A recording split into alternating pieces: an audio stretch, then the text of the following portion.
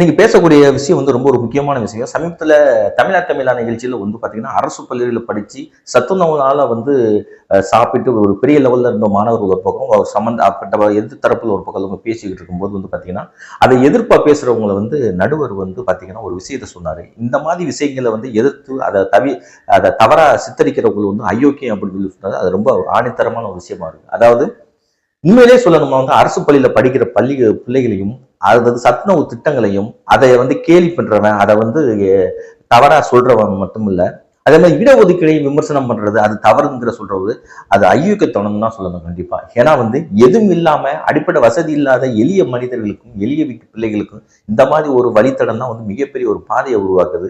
இருக்கிறவனுக்கு தெரியாது இல்லாதவனோட வறுமை, அது இருக்கிறவனுக்கு அதனுடைய சூழ்நிலையும் புரியாது.